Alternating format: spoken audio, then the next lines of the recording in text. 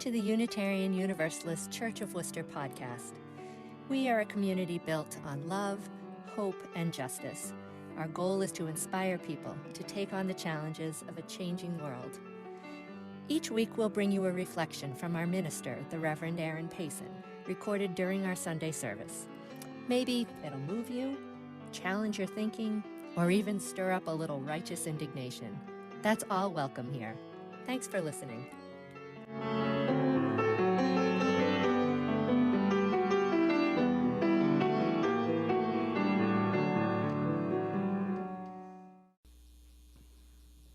Not that I want to give the men's group any fodder for shenanigans, but one of my favorite memories of my father when he got up to preach one Sunday morning was that the men's group were ushering that day, and they had placed a glass of water on the pulpit with ice in it and a couple of plastic worms. My father had not noticed it until he picked it up just before he was about to speak. I believe his response was something like, "I realize that there are protein drinks, but this is a little ridiculous." I want to go back to last week. How many of you were here last week? So I want to go back to last week for a moment, and we're going to catch those of you who weren't here up. But you will remember that last week we celebrated the Ferry Beach weekend by talking about seagulls.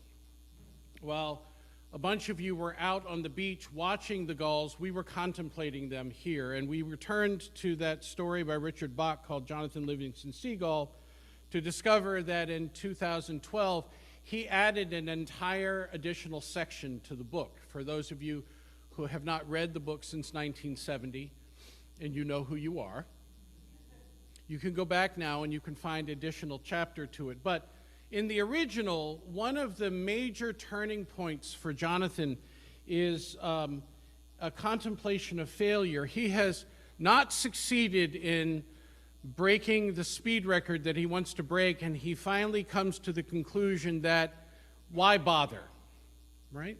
Why bother?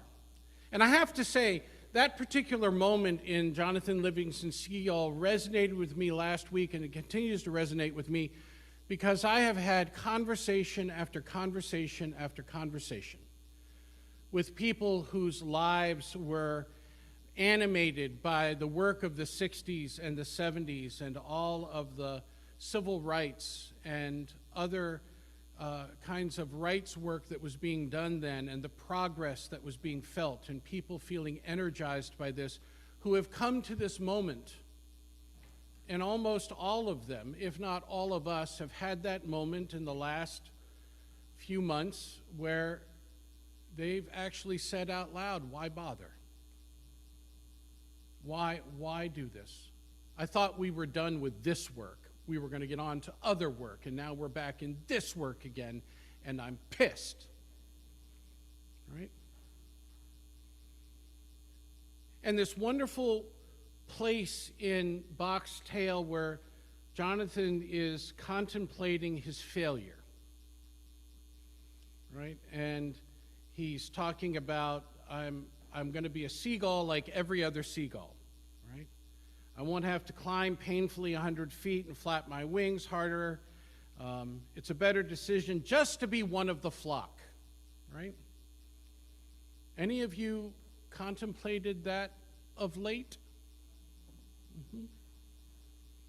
There'd be no ties to having to learn more things. There would not be this great challenge, and certainly there wouldn't be this feeling of failure if I just went along to get along.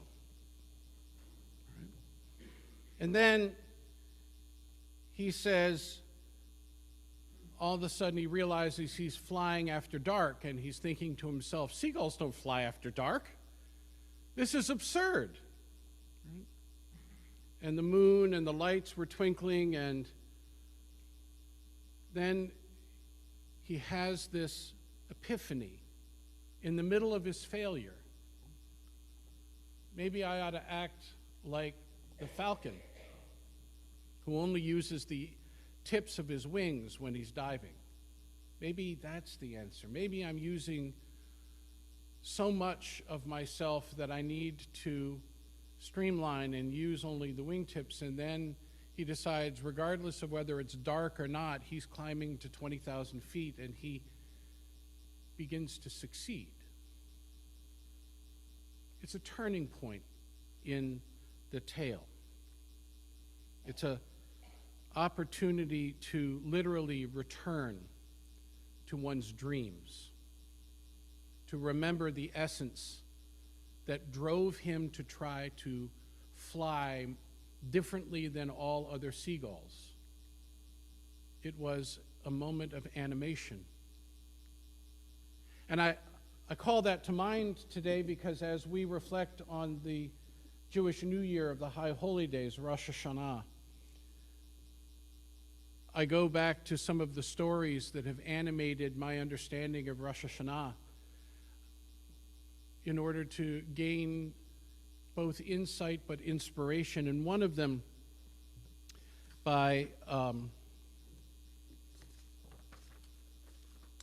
Rabbi Simon Jacobson talks about the blowing of God's breath in the shofar, right?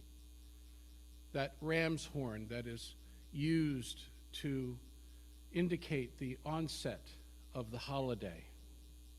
He writes, blowing God's breath into the shofar on Rosh Hashanah, we have an extraordinary opportunity.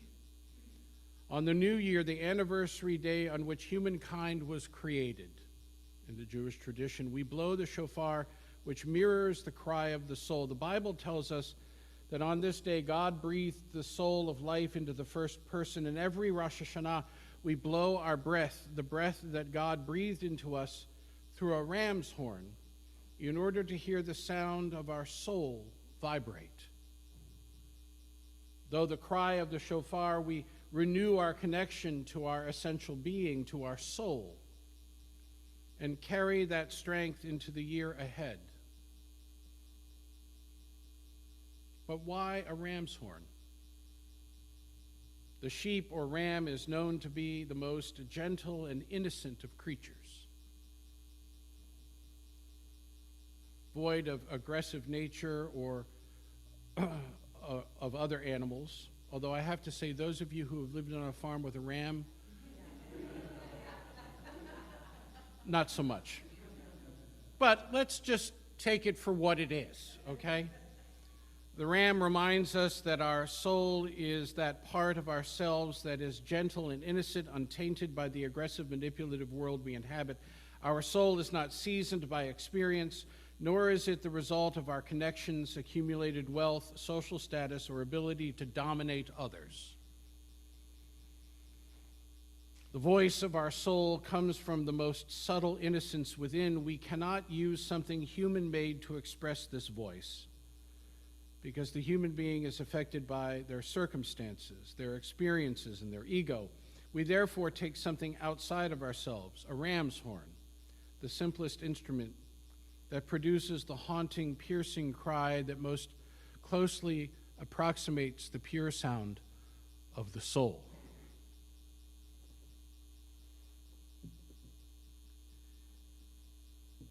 And another rabbi, Dov Peretz, writes, ultimately, we do not have to be defined by any single act as we reflect on the year. Rather, our actions in the face of the places we have missed the mark are what Rosh Hashanah and Yom Kippur call us to examine.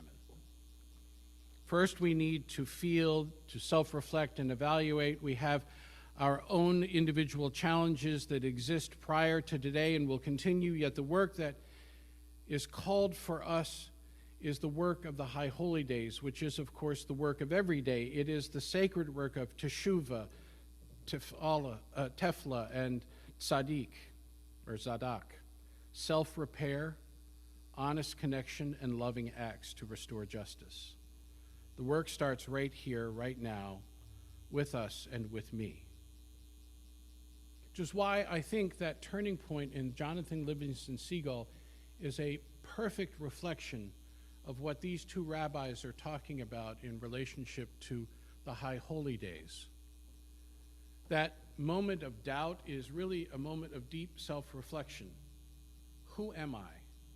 What am I for? Why am I here? Why am I doing this? Each of us have had those moments, and I've spoken about mine many times, where you have failed dismally, and all of a sudden you have the courage to say, what the hell am I doing? Only to have the universe come back and say, because of this, if you listen long enough, or you look deep enough. And that awakening is part of the opportunity that we return to when we ritualize new beginnings, which is what Rosh Hashanah is about. But I want to suggest to you that there are some deeper lessons to be learned in this moment where we reflect on self-repair, honest connection, and loving acts to restore justice. Our Christian brothers and sisters this week are turning to possibly the most difficult parable in the Gospels, one that Jürgen Bultmann, the German theologian, once said was an incomprehensible story. It's found in the Gospel of Luke in the 16th chapter, and it is often referred to as the parable of the dishonest manager. Any of you remember your Bibles? Right. You can break them out now if you want and turn to the 16th chapter of Luke. So I'll share it with you. How's that?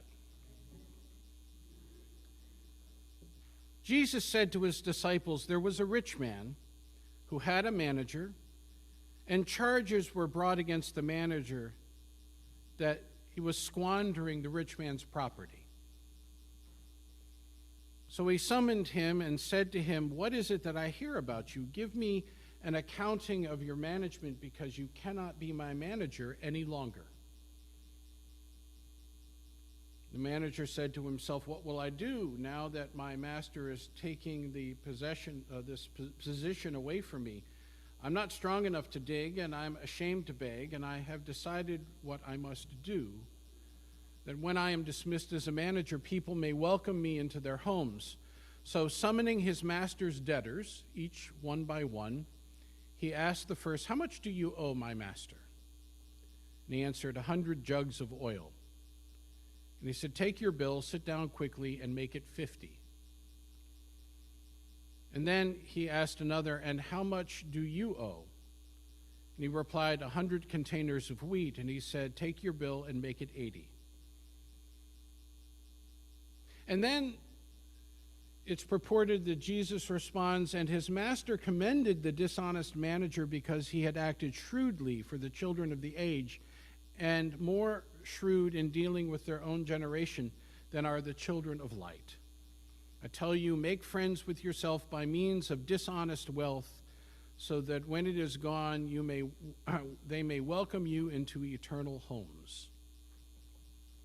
And I want to stop there and say, are you confused? Yeah. No? No. Well, we're talking about someone who has spent much of her youth in a convent studying these things, so there's no confusion there. So there are at least two interpretations of this that are of interest to me. The first one is those who are apocalyptic, who are thinking about this as a parable about the end times, who recognize that the manager begins this by dismissing, the baron dismisses the manager, which some have interpreted as, well, you know that your time is coming, so what are you going to do with the rest of your time? And so the rest of the time is spent, he is actually trying to repair his relationships within the community because he's fearful that he doesn't have a lot of time. Right? And so instead of spending time trying to placate the baron, the manager spends his time trying to repair relationships with the community so that he has place in the community itself. And in the scholarship of contemporary scholarship, it is the difference between the economics of empire, right, and the economics of community.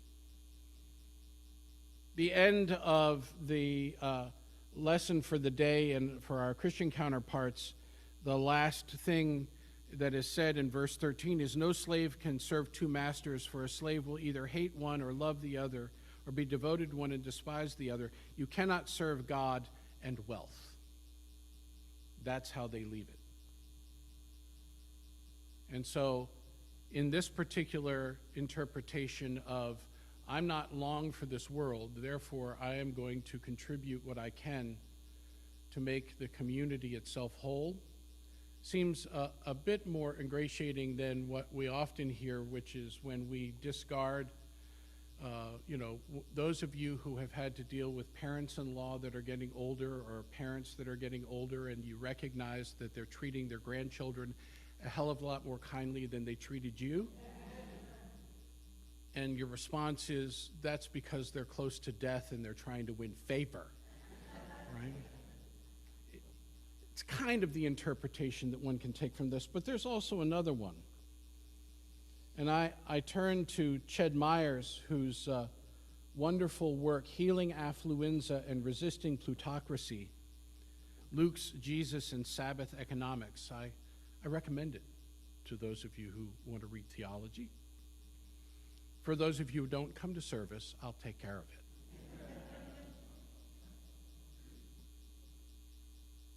Myers writes, "For modern managerial class folk, the story scenario might be analogized to that of a mid-level supervisor in a large corporation. Just as he is about to be downsized because of lower than expected sales numbers." That seems far more apropos of where we are in this economy, doesn't it?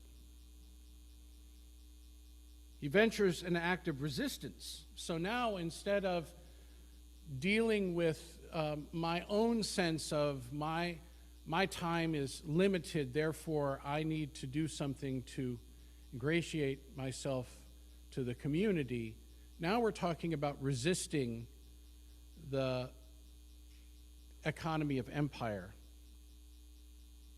He ventures an act of resistance that he hopes will ingratiate him to his clients, who will in turn offer him hospitality.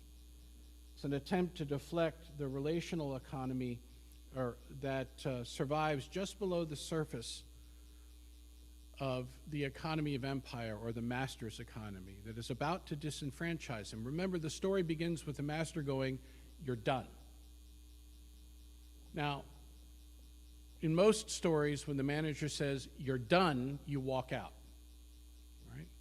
But in this case, he's given an opportunity to go back, and he decides that he's going to use his energies differently than to simply go along to get along with the economy of empire.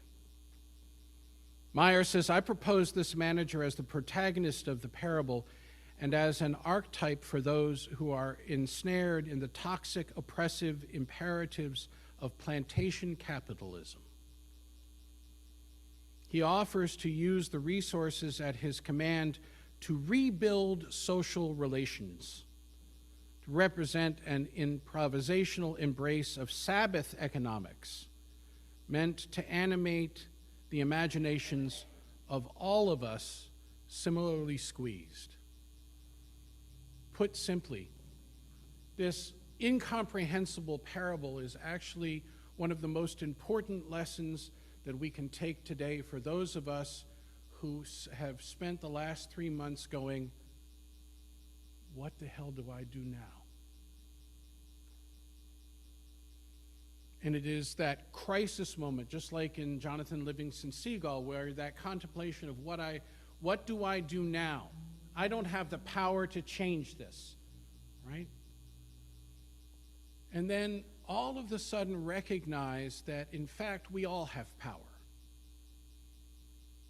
In that moment, when the manager realizes that the world has gone to hell in a handbasket, he turns around and makes a decision to use what he has the power to use in order to continue to build solidarity in community with those most in need. To reflect an ethic that is, in fact, counter to to what he experienced when he was fired. In other words, interestingly enough, to go along long enough for his boss to think he's playing the game, but to turn the game around on the boss. And here's where this is a wonderful expression. So the parable, after he makes these deals with his debtors, the parable turns on this encounter back with the land baron. And the land baron says, well, you've done well. That's a very interesting kind of way of responding, isn't it? I have a vision that the baron actually did this through his teeth, right? He's like, oh, isn't it marvelous that you were able to work out all of these things with the people who owed me money? Because he knew in that moment that the baron was stuck. The baron had already fired him, but the baron could turn around and say to him, what a horrible thing you've done. Look how much money you've lost me. Right? Not only are you fired, but I'm going to sue you now for negligence and incompetence. But in doing so, he ends up showing who he is to all of the debtors.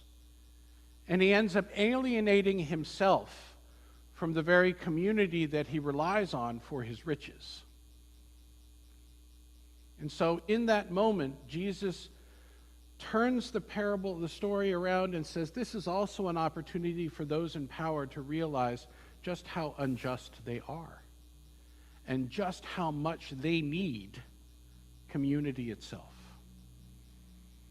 It's a bit like the lessons of nonviolence that we have heard over the years from people like Martin Luther King and Gandhi, who said, our job is not just to save those who are oppressed, our job is to also save the oppressor.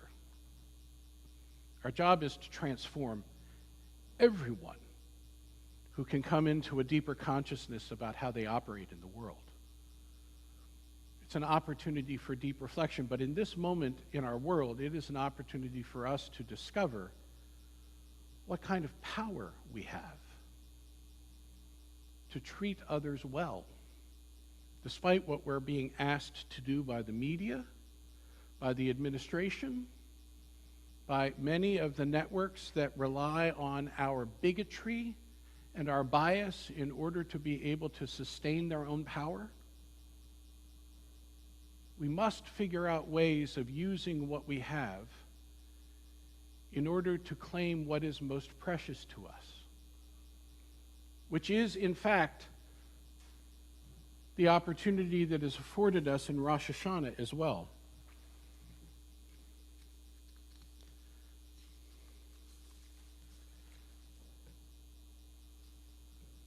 I love what Keith Bodner writes in his book, Exploring the Financial Parables of Jesus, about this particular turn in the parable. He says, the oil baron has been rooked by his new opponent, and he admits it.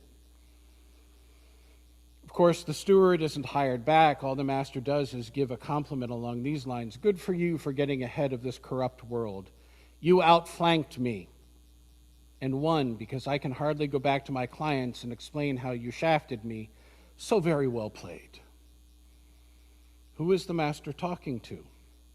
It's uncertain if this is a public utterance or a private thought. Maybe it's a refraction of his inner thought process, and most likely this worldly oil executive would have done the same thing in his manager's place. Perhaps he wistfully regrets not throwing the manager in jail when he had the chance.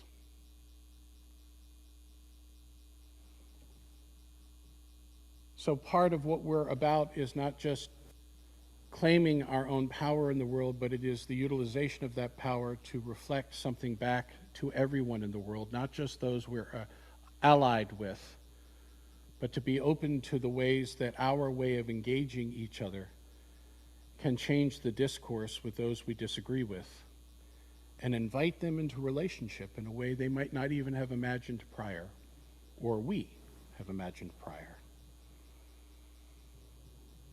Another way of thinking about this comes out of the Rosh Hashanah tradition, and it's Rabbi Michael Gold, who I would close with this morning, who talks about a great rabbi, a great scholar, and a great sage who filled his whole life with acts of piety.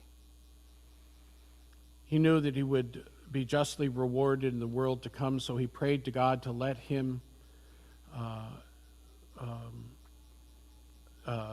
see who would sit next to him in the next world, who would be his study partner. And God granted him his wish. God took him to a little shop where a very poor shoemaker slaved away. All day and far into the night, the man made shoes, and yet he seemed to have little to show for it. The shop was poor. The man never took time to study. He badly needed to bathe and change his clothes. The rabbi was outraged. "Oh God, after my acts of piety, this man is to be my neighbor and study partner? What kind of justice is this?" God answered, "Go talk to the shoemaker." The rabbi introduced himself. The shoemaker answered, "I have heard of your great piety. I wish I had time to learn with you. But who has time? All day I work hard to make shoes for the rich. They pay my living.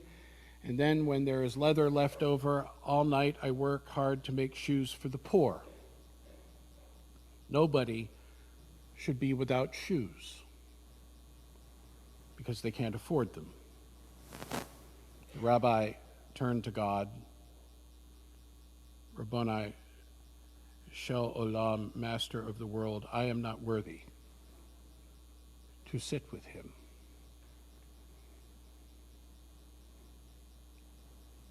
Shoemakers, all of you, do what you have to do to be safe and to provide comfort for yourselves and families, but do not forget your power in the days of your powerlessness. Do not forget that there are ways of being that can transform not just the people you like, but the people you are struggling most to understand. This is the challenge of Rosh Hashanah, a new beginning, and perhaps a better way of being. Amen, and blessed be.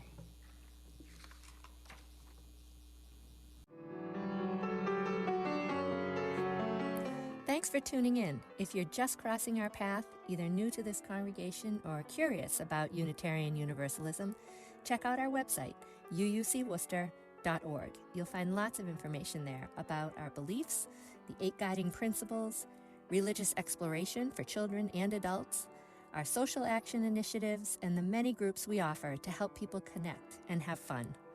And consider joining us in person or online on a Sunday morning at 10 a.m. We'd love to meet you.